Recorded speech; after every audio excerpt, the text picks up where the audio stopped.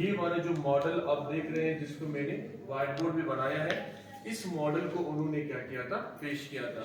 अच्छा, ये जो मॉडल है, इस मॉडल को हम क्या नाम देंगे, double helical model of the DNA. ठीक है, अब कह रहे हैं कि हमारे पास जो डीएनए है, कह रहे हैं कि this DNA is a polymer composed of 2 polynucleotide chains. ठीक है, ये हमारे पास क्या है, polynucleotide chains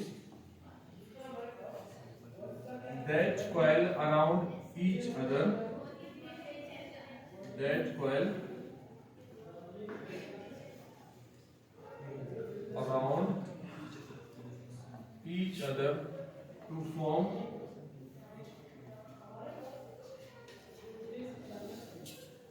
double helical structure. ठीक है, अच्छा यहाँ पे ये क्या कह रहा है, कह रहा है कि हमारे पास जो डीएनए हमारे पास क्या है, it is the polymer. Polymer means it is the large molecule. ठीक है, कंपोज्ड ऑफ 2 पॉलीन्यूक्लियोटाइड चेन्स, मतलब जो डीएनए है ये हमारे पास कितने चेन से मिलके बना हुआ है, 2 पॉलीन्यूक्लियोटाइड चेन से मिलके बना हुआ है। और दोनों जो चेन्स होते हैं, these are twisted or coiled around each other. ये जो डीएनए के अंदर 2 चेन्स आपको यहाँ पे नजर आ रहे हैं, ये दोनों चेन्स एक दूसरे के ऊपर अपने आप को क्या कर रहे हैं, कोयल कर रहे हैं, जिसके नतीजे में कोयलिंग का हमारे पास इस तरह का एक डबल हेलिकल स्ट्रक्चर बन जाता है। ठीक है, अब याद रखना है कि हमारे पास जो डीएनए है, कह रहा है कि अगर हम इस डीएनए की बात करें तो ये जो डीएनए है ये हमारे पास कितने चेन्स पर मुश्तमिल है, 2। ठीक है, इसमें से जो हमारे पास एक लेट सपोज चेन ये है जो कि हमारे पास रन करता है 5 प्राइम टू 3 प्राइम, और दूसरा चेन हमारे पास ये है जो कि रन कर रहा है हमारे पास 3 प्राइम टू 5 प्राइम। अब ये डीएनए के अंदर कितने चेन्स आपको नजर आ रहा है, 2। ये जो दोनों चेन्स आपको यहाँ पे नजर आ रहे हैं, these are anti parallel to the each other, मतलब ये दूसरे के एंटी पैरेलल, मतलब ये है कि अगर एक strand 5 prime to 3 prime run कर रहा है तो इसके अपोजिट जो दूसरा स्ट्रैंड होगा वो हमारे पास 3 प्राइम टू 5 प्राइम रन करेगा। क्लियर?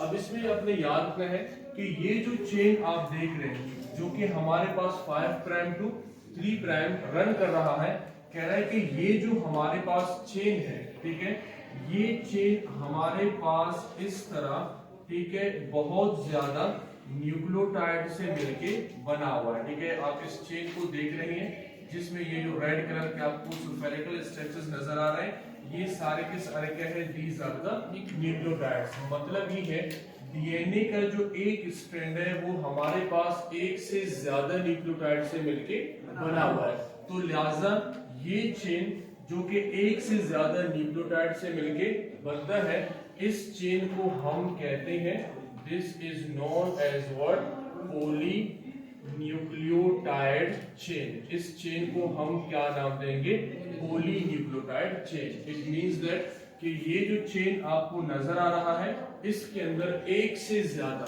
क्या चीज मौजूद है, न्यूक्लियोटाइड मौजूद है। तो दरअसल इसी वजह से इस चेन को हम क्या नाम देंगे, पॉली न्यूक्लियोटाइड चेन। अच्छा, दूसरी अगर आप चेन को देखेंगे तो वो 3 प्राइम टू 5 प्राइम पे रन कर रहा है।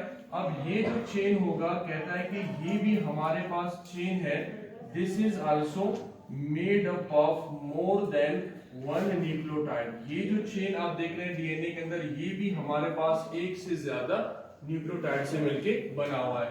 तो इसी वजह से हम इसको क्या नाम देंगे, this is also known as what, polynucleotide chain. तो डीएनए के अंदर टोटल कितने पॉली न्यूक्लियोटाइड चेन्स होते हैं, 2 होते हैं, और हर जो चेन है वो हमारे पास एक से ज्यादा न्यूक्लियोटाइड से मिलके बना हुआ है। तो अगर हम यहाँ पे देखें, हम कहते हैं कि भाई ये जो डीएनए है, इस डीएनए के अंदर आप ऊपर वाले चेन को आप देख रहे हैं जो कि एक से ज्यादा न्यूक्लियोटाइड से मिलके बना हुआ है, जिसको हमने पॉली न्यूक्लियोटाइड चेन का नाम दिया। आप दूसरे भी चेन को देख रहे हैं कि ये भी हमारे पास एक से ज्यादा न्यूक्लियोटाइड से मिलके बना हुआ है, इसको भी हमने पॉली न्यूक्लियोटाइड चेन का नाम दे दिया है। तो यहाँ पे कह रहा है कि ये जो डीएनए है ये डीएनए दरअसल हमारे पास कितने पॉलीन्यूक्लियोटाइड चेन से मिलके बना हुआ है? 2 पॉलीन्यूक्लियोटाइड चेन से मिलके बना हुआ है। अब ये जो 2 पॉलीन्यूक्लियोटाइड चेन जो कि डीएनए के अंदर आपको मिल रहे हैं, ये चेन आपस में एक दूसरे को क्या करता है?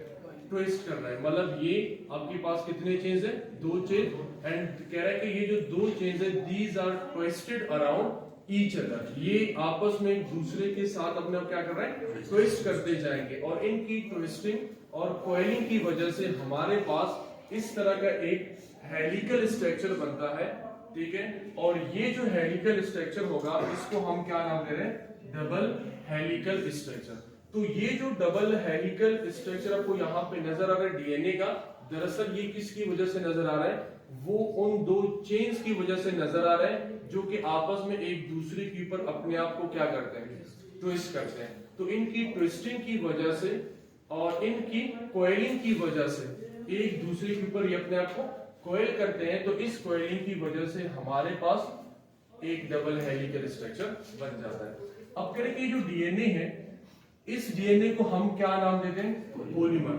डीएनए को पॉलीमर हम इसीलिए कहते हैं कि अगर आप इस डीएनए के दोनों चेन्स को देखेंगे तो वो दोनों चेन्स हमारे पास काफी बहुत ज्यादा न्यूक्लियोटाइड से मिलके बना हुआ है। तो लिहाजा इसी वजह से हम इस डीएनए को कौन सा मॉलिक्यूल का नाम देते हैं? पॉलीमर। कि भाई डीएनए हमारे पास क्या है? एक पॉलीमर है। इसका मतलब क्या होगा कि डीएनए के दोनों स्ट्रैंड्स को अगर आप गौर से देखोगे तो उनमें से हर एक स्ट्रैंड एक से ज्यादा न्यूक्लियोटाइड पर मुश्तमिल होता है, और इसका दूसरा स्ट्रैंड भी एक से ज्यादा न्यूक्लियोटाइड पर मुश्तमिल होता है। तो लिहाजा हम इसी वजह से कहते हैं कि ये जो डीएनए होता है, इसको अगर आप गौर से देखोगे तो ये डीएनए के अंदर दोनों चेन्स जो है ये मोर देन 1 न्यूक्लियोटाइड पर मुश्तमिल होते हैं। इसी वजह से हम इसको क्या नाम देते हैं? पॉलीमर का नाम देते हैं। क्लियर तक? अब एक बात हमें याद रखना है कि हमारे पास ये जो न्यूक्लियोटाइड होता है, हम कह सकते हैं कि भाई डीएनए को बनाने वाला जो हमारे पास रिपीटिंग यूनिट्स होते हैं, वो सारे के सारे कौन होते हैं? न्यूक्लियोटाइड होते हैं। तो ये हमसे पूछा जा सकता है कि डीएनए जो है ये हमारे पास कौन से रिपीटिंग यूनिट से या कौन से मोनोमर से मिलकर बनता हुआ है? तो याद रखना है डीएनए जो है ये जिस मोनोमर से मिलके बनता है, इस मोनोमर को हम क्या नाम देते हैं? न्यूक्लियोटाइड का नाम देंगे। तो हर चेन के अंदर आपको एक से ज्यादा न्यूक्लियोटाइड मिलेगा। जो दूसरा चेन होगा उसके भी अंदर आपको एक से ज्यादा न्यूक्लियोटाइड मिलेगा। इट मींस दैट कि डीएनए के अंदर दोनों स्ट्रैंड्स जो है ये हमारे पास मोर देन 1 न्यूक्लियोटाइड पर क्या होते हैं? मुश्तमिल होते हैं। इसी वजह से हमने इसको नाम क्या दे दिया? पॉलीमर का नाम दिया। तो डीएनए के अंदर एक न्यूक्लियोटाइड होगा या एक से ज्यादा न्यूक्लियोटाइड होगा? हाँ, अगर आप उसके एक चेन को देखोगे तो वो एक से ज्यादा न्यूक्लियोटाइड पर मुश्तमिल है।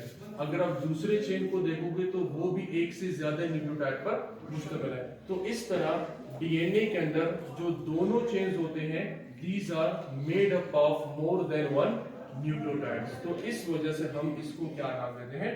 पॉलीमर। और ये जो दोनों चेन्स होते हैं, they will twist around each other. ये क्या करेंगे? अपने आप को ये दोनों चेन्स कॉइल करेंगे और ट्विस्ट करेंगे, जिसके नतीजे में आपके पास इस तरह का एक डबल हेलिकल स्ट्रक्चर बनता है डीएनए का। क्लियर है तक? अब कह रहे हैं कि हमारे पास सबसे पहले हम यहाँ पे बात करेंगे कि हमारे पास कंपोनेंट्स जो न्यूक्लियोटाइड के होते हैं वो कितने होते हैं। ठीक है, कंपोनेंट्स ऑफ न्यूक्लियोटाइड। ठीक है, मतलब ये है कि अब हम यहाँ पे किस चीज की बात कर रहे हैं? न्यूक्लियोटाइड की बात कर रहे हैं कि भाई एक न्यूक्लियोटाइड हमारे पास कितने कंपोनेंट से मिलके बनता है। तो सबसे पहला जो फर्स्ट कंपोनेंट होगा न्यूक्लियोटाइड के अंदर, that is the nitrogenous base. ठीक है, सबसे पहला जो कंपोनेंट है वो हमारे पास क्या है? नाइट्रोजिनस बेस है। अब ये जो नाइट्रोजिनस बेस है, कह रहा है कि ये 2 तरह के होते हैं डीएनए के अंदर। सबसे पहला जो नाइट्रोजन बेस होता है, दैट इज द प्यूरिन। पहला कौन सा है? प्यूरिन। और दूसरा जो हमारे पास नाइट्रोजन बेस होता है, दैट इज द पायरिमिडीन। तो हमारे पास कितने तरह के नाइट्रोजन बेस है? दो तरह के, एक हम क्या कहेंगे प्यूरिन और दूसरे को हम क्या नाम देंगे पैरामिडिन। अब जो प्यूरिन होते हैं इसके अंदर जो नाइट्रोजन बेस होते हैं वो हमारे पास दो आते हैं, एक का नाम है एडेनिन, ठीक है, और दूसरा जो है इसके अंदर हमारे पास दूसरा कौन सा नाइट्रोजन बेस आता है ग्वानिन। तो एडेनिन और ग्वानिन हमारे पास कौन से नाइट्रोजन बेसिस है प्यूरिन है।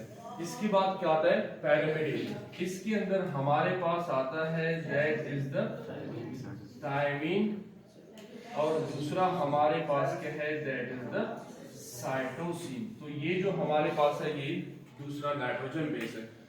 तो याद रखना है कि एडेनिन और ग्वानिन हमारे पास कौन से नाइट्रोजन बेसिस है प्यूरिन, थायमीन और साइटोसिन हमारे पास कौन से नाइट्रोजन बेसिस है पैरामिडिन। अब इनमें फर्क ये होता है कि जो हमारे पास एडेनिन और हमारे पास क्या है ग्वानिन है, अगर हम इनकी स्ट्रक्चर को देखें तो इनके स्ट्रक्चर के अंदर आपको दो रिंग्स नजर आएंगे। कितने रिंग्स? दो रिंग्स नजर आएंगे। लेकिन जब आप यहाँ पे देखेंगे तो इनके अंदर आपको एक ही रिंग नजर आएगा। जैसे कि थायमीन है, इसके अंदर कितने रिंग्स आपको नजर आएंगे? एक। साइटोसिन है, इसके अंदर कितने रिंग्स आपको नजर आएंगे? एक। तो लिहाजा ये जो दो नाइट्रोजन बेस जो कि सिंगल रिंग से मिलके बने हुए हैं, ऐसे नाइट्रोजन बेस को हम क्या नाम देंगे? पैरामिडिन। और वो नाइट्रोजन बेस जो कि डबल रिंग्स पर मुश्तमिल होते हैं, ऐसे नाइट्रोजन बेस को हम क्या नाम देंगे? प्यूरिन। अच्छा, एक और भी नाइट्रोजन बेस होता है, वो जो नाइट्रोजन बेस है उसको हम क्या नाम देंगे? That is the uracil. अच्छा, यूरासिल जो है अगर हम इस नाइट्रोजन बेस को देखें तो इसकी अगर हम स्ट्रक्चर की बात करें तो ये कितने रिंग्स पर मुश्तमिल होता है? एक रिंग्स पर मुश्तमिल होता है। तो लिहाजा हम इसको भी क्या नाम देंगे कि भाई ये भी हमारे पास कौन सा नाइट्रोजन बेस है? पैरामिडिन नाइट्रोजन बेस है। अब ये जो यूरासिल है कहता है कि ये यूरासिल आपको आरएनए के अंदर मिलेगा। किसके अंदर मिलेगा? आरएनए के अंदर मिलेगा। जैसे कि अगर हम डीएनए की बात करें तो हम कहते हैं कि डीएनए के अंदर एडेनिन भी है, डीएनए के अंदर ग्वानिन है, डीएनए के अंदर साइटोसिन है और डीएनए के अंदर क्या है? थायमीन। ये जो नाइट्रोजन बेस होंगे ये आपको किसके अंदर मिलेंगे? डीएनए के अंदर मिलेंगे। इसी तरह अगर हम बात करें adenine, guanine, cytosine and uracil. अब देखिए आरएनए के अंदर थायमीन की जगह क्या आता है?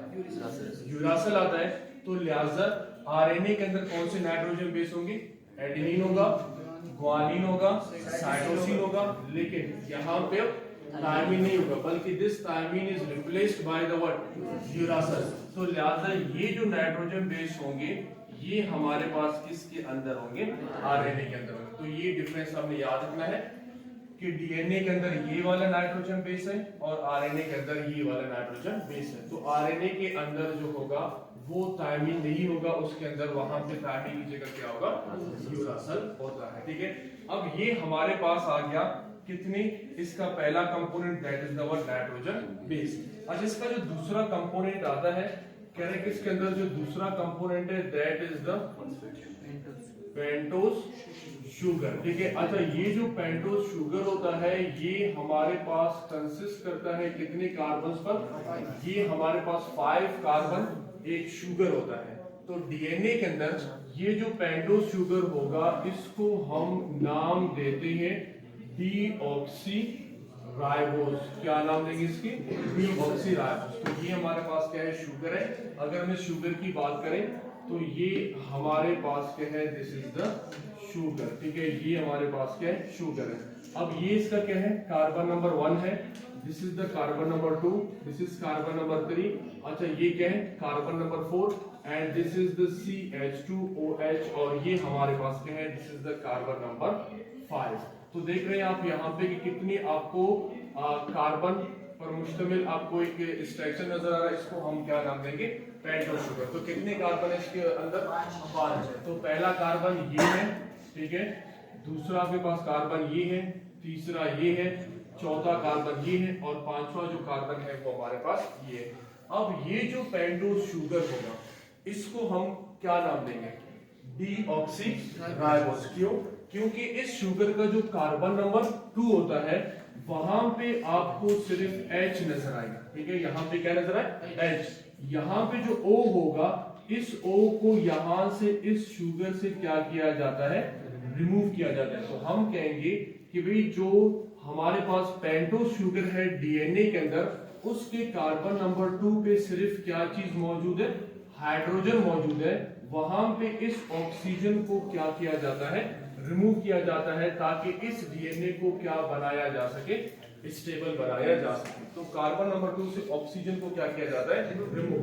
तो जब इस शुगर के कार्बन नंबर 2 से ऑक्सीजन को रिमूव किया जाता है, तब जाके ये हमारे पास जो शुगर बनेगा, इसको हम क्या नाम देंगे, डीऑक्सीराइबोस। ठीक है, आगे बात समझ में।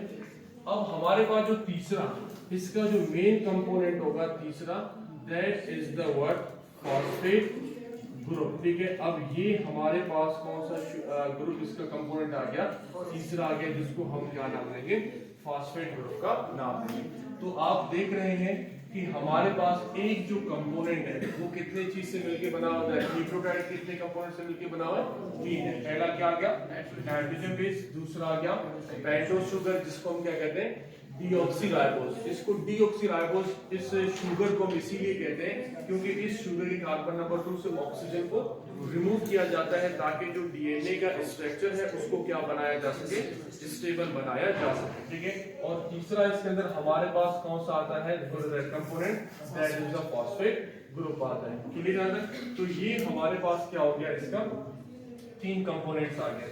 अच्छा, हमारे पास जो न्यूक्लियोटाइड है, आपने ये तो देख लिया कि भाई कितने कंपोनेंट से मिलके बना हुआ है, 3 कंपोनेंट से मिलके बना हुआ है। अच्छा, इसमें आपने याद रखना है कि अगर आप एक न्यूक्लियोटाइड के स्ट्रक्चर को ड्रा करेंगे, यहाँ पे मैं इस शुगर पेंटोस शुगर को मिटा रहा हूँ। ठीक है, अच्छा, यहाँ पे अगर हम कहते हैं कि भाई ये हमारे पास क्या है, this is the pentose sugar.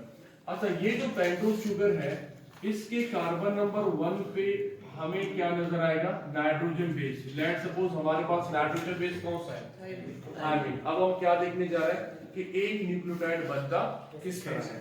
तो सबसे पहले एक न्यूक्लियोटाइड के अंदर आपको मिलेगा क्या चीज, नाइट्रोजन बेस। ठीक है, तो ये क्या हो गया, नाइट्रोजन बेस। दूसरा आपको यहाँ पे क्या मिल रहा है, that is the pentose sugar. ये हमारे पास क्या है, पेंटोस शुगर। अच्छा, तीसरा आपको कहा क्या मिलेगा, फॉस्फेट। ये जो फॉस्फेट होगा, ये हमेशा कार्बन नंबर 5 पे ही आपको मिलेगा। So this is the okay, आपके पास फॉस्फेट ग्रुप है। ठीक है, ये कौन सा ग्रुप है, फॉस्फेट ग्रुप। तो आप देखिए यहाँ पे कि अब आपके पास कितनी चीजें नजर आ रहा है, तो 3 है। ठीक है, नाइट्रोजन बेस हमेशा कौन से कार्बन पे अटैच होगा, फर्स्ट। तो ये नाइट्रोजन बेस हो गया, जो कि पहले कार्बन के साथ क्या है, अटैच्ड है। So this is the nitrogen base, this is the pentose sugar। अब ये क्या है, कार्बन नंबर 5 है। इस कार्बन नंबर 5 पे आपको यहाँ पे क्या नजर आ रहा है, फॉस्फेट ग्रुप नजर आ रहा है। तो देख लो आप यहाँ पे कि हमारे पास किस तरह एक न्यूक्लियोटाइड बनता है। तो अब हमारे पास कितने न्यूक्लियोटाइड है, दिस इज द 1 न्यूक्लियोटाइड। तो इस तरह की न्यूक्लियोटाइड से हमारे पास डीएनए का जो स्ट्रैंड है वो बनता है। तो इस तरह के कितने न्यूक्लियोटाइड्स होंगे, एक से बहुत ज्यादा न्यूक्लियोटाइड्स होंगे, जो कि हमारे पास इस स्ट्रैंड को बनाएंगे। इसी तरह इस तरह के यहाँ पे भी ऐसे बहुत ज्यादा न्यूक्लियोटाइड्स होंगे, जो कि आपस में एक दूसरे के साथ लिंक है। अब याद रखना है कि ये जो न्यूक्लियोटाइड्स आपस में लिंक कैसे होते हैं, ये हम इसके नेक्स्ट लेक्चर के अंदर पढ़ेंगे कि भाई हमारे पास अगर एक न्यूक्लियोटाइड है तो वो दूसरा न्यूक्लियोटाइड जो है वो आपस में एक दूसरे के लिंक कैसे होते हैं, फिर जो दूसरा है वो तीसरे के साथ लिंक कैसे होता है, फिर तीसरा जो है वो चौथे के साथ कैसे लिंक होता है। ये हम डीएनए के केमिकल स्ट्रक्चर के अंदर पढ़ेंगे।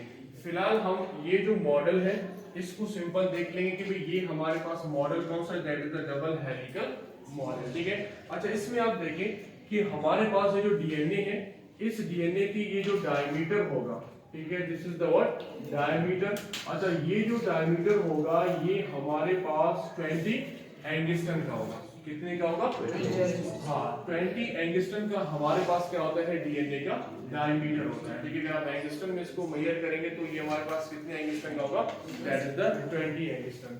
फिर इसके बाद कहता है कि हमारे पास ये जो डीएनए आप देख रहे हैं, यहां से लेके, ठीक है, इस रीजन से लेके हमारे पास ये जो रीजन होगा, यहां तक ये जो डीएनए है, इस डीएनए को हम कहते हैं कि ये इस डीएनए के कितने टर्न्स है? एक टर्न। मतलब यहां से जो डीएनए ऐसे मूव करता है इस तरह यहाँ पे जब आता है तो ये अपना एक चक्कर कंप्लीट करता है। इस एक चक्कर को जब ये अपना कंप्लीट करेगा इसको हम क्या नाम देंगे? वन टर्न का नाम देंगे। ठीक है, ये कहां से स्टार्ट है?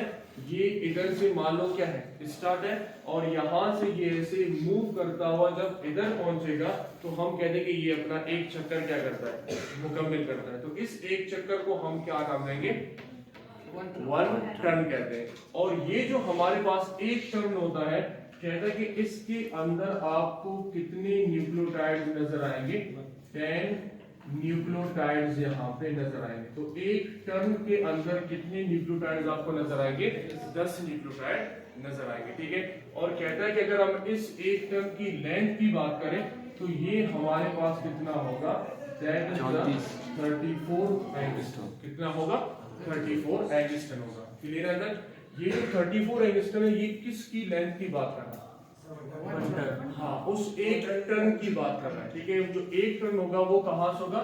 यहां से जब डीएनए ऐसे मूव करता हुआ जब इधर पहुंच जाएगा तो हम कहते हैं कि इसका एक चक्कर यहाँ पे क्या होता है? कंप्लीट होता है।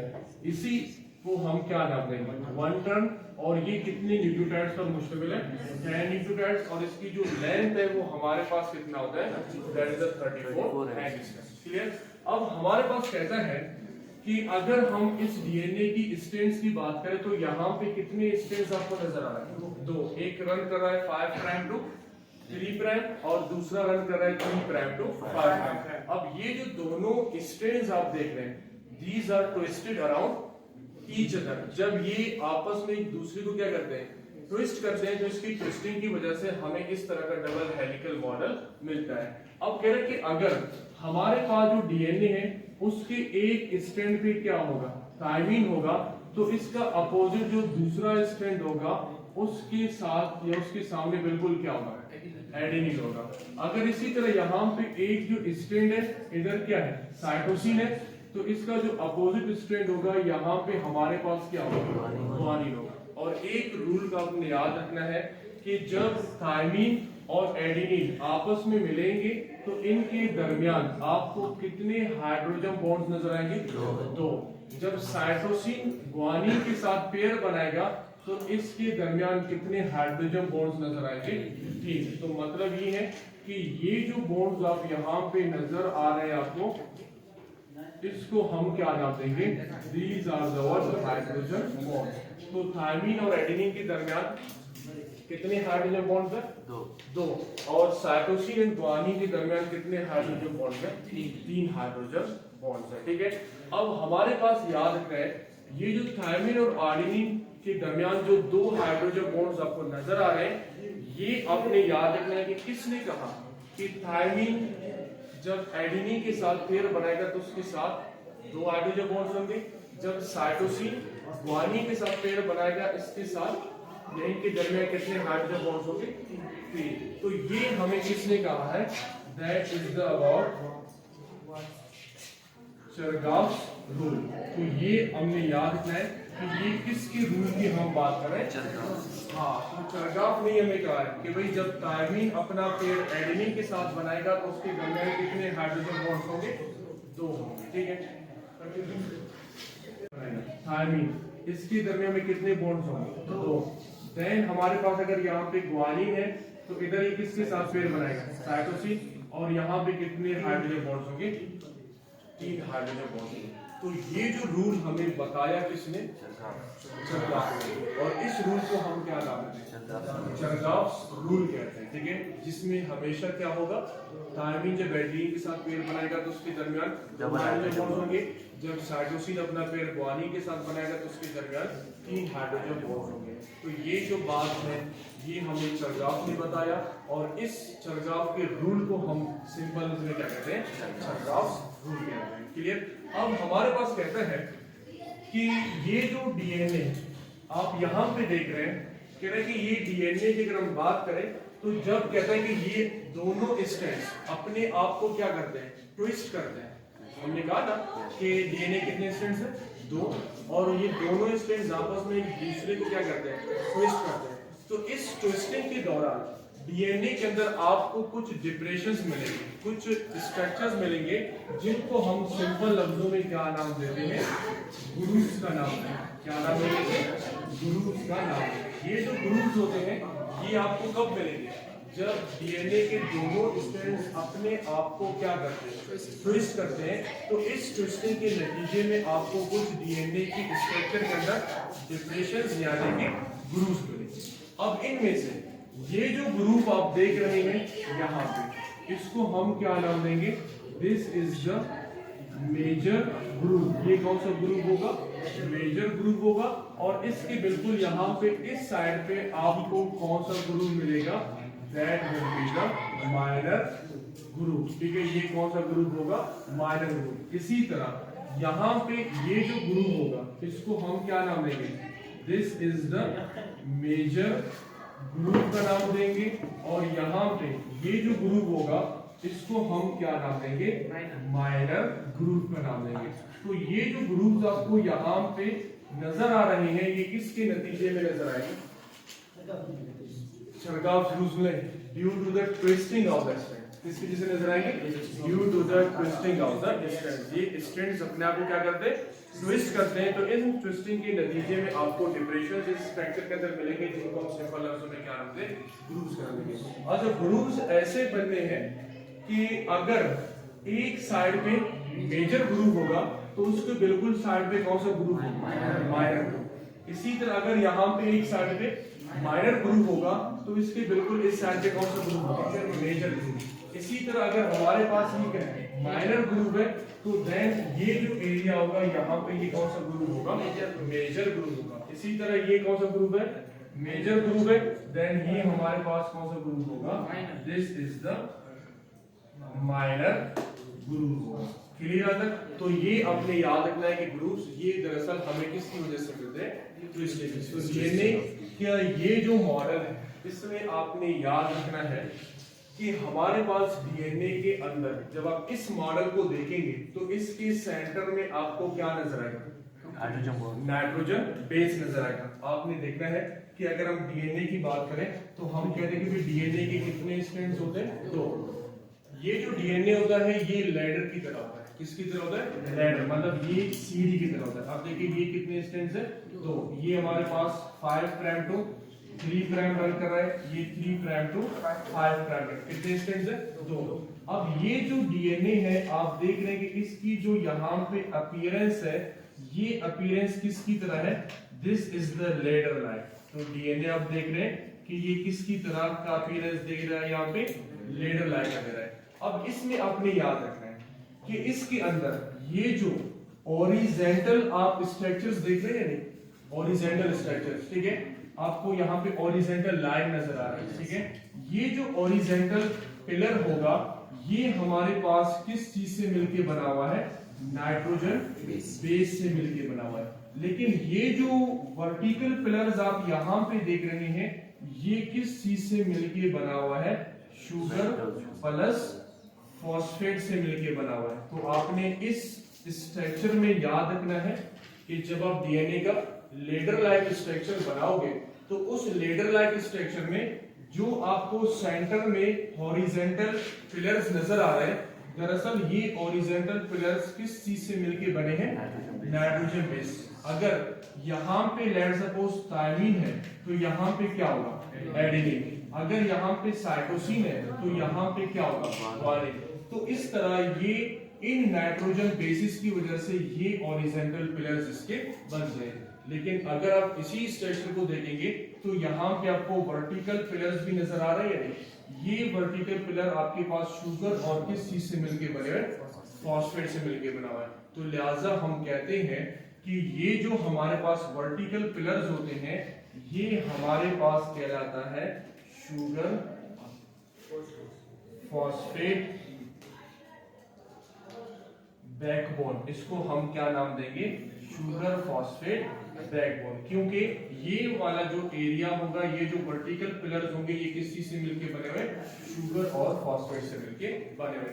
तो अगर आप इसको यहाँ पे ऐसे कंपेयर करेंगे तो बताओ कि ये जो सेंटर वाला पोर्शन डीएनए का होगा ये किस चीज से मिलके बना हुआ है? नाइट्रोजन बेस से। अगर आप इसी ये स्ट्रक्चर को देखेंगे, ये हमारे पास किस चीज से मिलके बना हुआ है?